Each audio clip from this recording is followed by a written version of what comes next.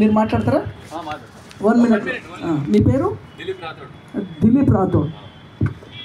నమస్కారం అన్న, మీ అందరికీ స్వాగతం. ఇక్కడ వచ్చిన వాళ్ళందరికీ, అన్నగారికి, లయన్ వెంకట్ గారికి ఇలాంటి జేఏసీ ఏర్పాటు చేసినందుకు ఆయన కృతజ్ఞతలు తెలియజేసుకుంటున్నాను.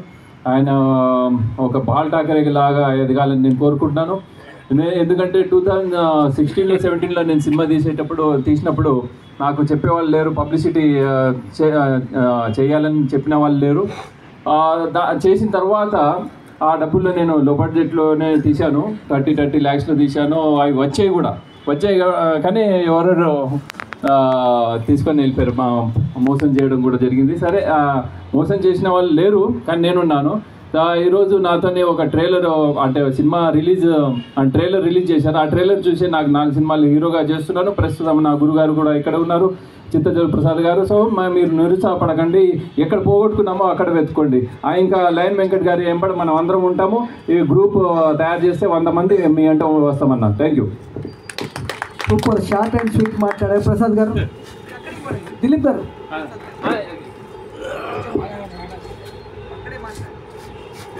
సభా సరస్వతికి నమస్కారం. నా పేరు చిత్తజోల్ ప్రసాద్ అండి. అయితే ఈ లాస్ట్ ఇయర్ అంటే 2004లో 2 సినిమాలు చేసాము. ప్రొడ్యూసర్ కువైట్లో ఉంటారు, ఆమె రాలేక నా తరఫున వెళ్ళాను, కష్టాలు చెప్పమని జేఏసీ గారికి చెప్పారు. 2 సినిమాలు చేసామండి. ఒకటి యజ్ఞ సినిమా, ఆంధ్ర తెలంగాణలో 50 థియేటర్లు రిలీజ్ చేసామండి. అతి కష్టం మీద, అంటే నరకం అంటే చూసామండి.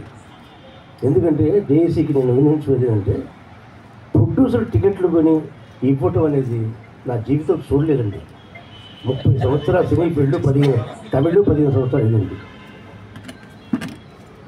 లక్కీ భాస్కర్ కూడా 300 టికెట్లు పంచడం, మార్నింగ్ 11:30కి వెళ్ళాను, ఇచ్చేస్తున్నారు.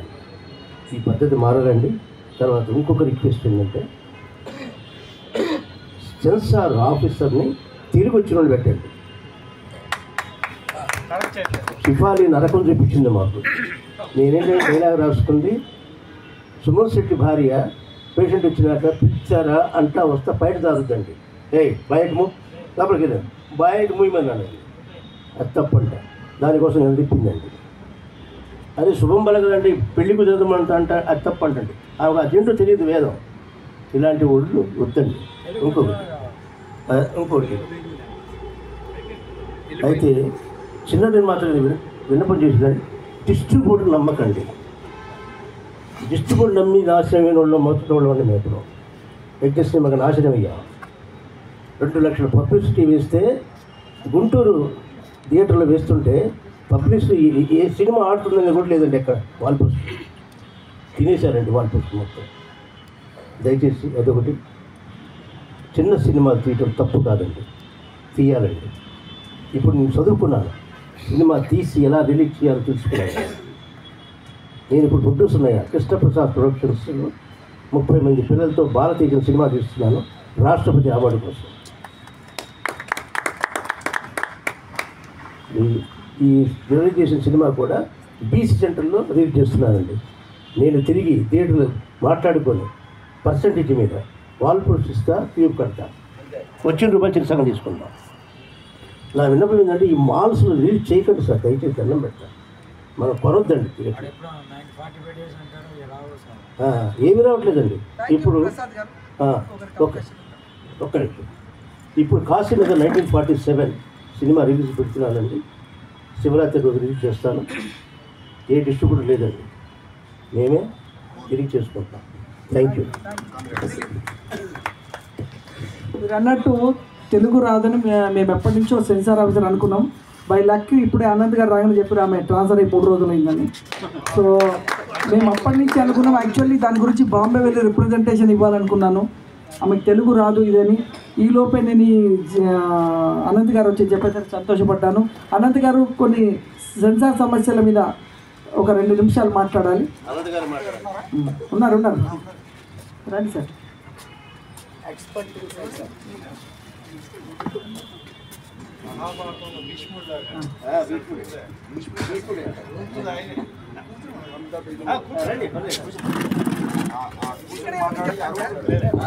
మాట నా పేరు చాగంటి అనంత్ అండి. నేను గత 35 ఏళ్ళ నుంచి ఈ సినీ ఫీల్డ్లో ఉన్నాను. నా పేరు ఎందుకంటే నన్ను FDC అనంత్ అంటూ ఉంటారు. ఈ సెన్సార్ పనులు చూస్తూ బాగా అనుభవం సంపాదించారు. ఇప్పుడు ఇందాక SV రావు గారు ఉన్నారు, మార్చి నుంచి కాదండి, మార్చి నుంచే వస్తుంది. ఇప్పుడు సాయి వెంకట గారు సినిమా తీశారు, ఆయన వెళ్ళారు. తెలుగు సినిమా అయిన తర్వాత తమిళ కంటే ఆడియో పెట్టమని చెప్పారు. అంటే ఆయన పరిస్థితి ఇప్పుడు 3 లక్షలు పెట్టాలి. మళ్ళీ హిందీ అయితే మళ్ళీ 3 లక్షలు, ప్రతి లాంగ్వేజ్కి 3 లక్షలు పెట్టాలి.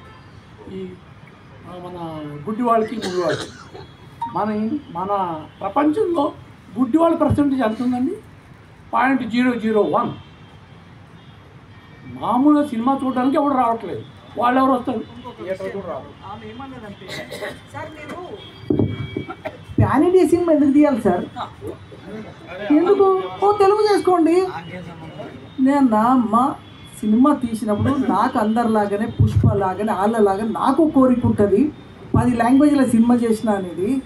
మీరు నా కోరికని నా అంబిషన్ని మీరు దెబ్బతీయడం కరెక్ట్ కాదు. దీనికి సొల్యూషన్ చెప్పండి కానీ సినిమా తీయకండి. దానికి మీరెవరు సలహా చెప్తాను? నేను సినిమా తీయాలని వచ్చిన, వరల్డ్ వైడ్ రిలీజ్ చేయాలని వచ్చిన, దానికి సొల్యూషన్ చెప్పండి లేదా మార్గం చెప్పండి. కానీ కానీ ఎందుకండి ఏం అవసరం అండి, తెలుగు చాలు. ఆమె నాకు సలహా ఇచ్చింది. చేసి అందరూ 40 మంది 60 మంది వెళ్ళి ఆ సెన్సార్ ఆఫీసర్కి వెళ్ళి ఇవన్నీ మనం ప్రాబ్లం చెప్పుకుంటే సాల్వ్ అవుతుంది. రెండోది యానిమల్స్ పెద్ద ప్రాబ్లం అయిపోయింది ఇవాళ. యానిమల్స్ మనం అంటే ఇదివరకు మరి రామాయణం భారతం సినిమాలు చాలామంది తీశారు, అప్పుడు గుర్రాలు ఎరువులు అన్నీ వాడారు, అప్పుడు ఎవరిని అడిగారా? ఇవాళ అది కూడా అడుగుతున్నారు. చాలా ఇబ్బందిగా ఉంది. అదొకటి మెయిన్గా. అంటే యాంబిషన్గా ఉన్నప్పుడు వాటికి యానిమల్ సర్టిఫికేట్ అక్కర్లేదు. ఒక డిస్క్రిప్షన్ పవర్ ఉంటుంది సెన్సార్ ఆఫీసర్కి. వెదర్ దే ఆర్ హ్యావింగ్ ఆ బ్యాక్గ్రౌండ్లో ఉంటే అవి పర్ఫార్మెన్స్ ఏం లేవు. వాటికి కూడా 30,000 రూపాయలు ఇది యానిమల్ వెల్ఫేర్ బోర్డు ఫీజు కట్టాలి. ఇదివరకు 500 రూపాయలు, ఒక్కసారి 30,000 పెంచారు.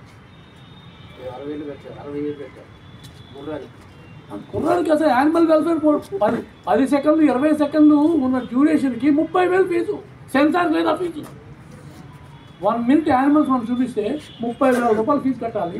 అదే 2.5 గంటల సినిమా కూడా 30,000 ఫీజు.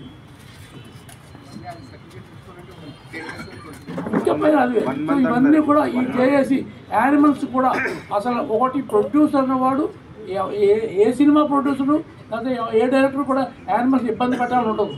వీళ్ళేమో ఆ గుర్రానికి అది మగదా ఆడదా, దానికి హెల్త్ సర్టిఫికేట్ ఉందా లేదా, కుక్క, ఇవన్నీ ఉన్నాయి. సో ఇవన్నీ కూడా మీరు చేసి దీని గురించి కూడా ఆలోచిస్తే నేను కూడా తర్వాత మాట్లాడతాను వాళ్ళతో. మనం అది కాదు. Okay, thank you.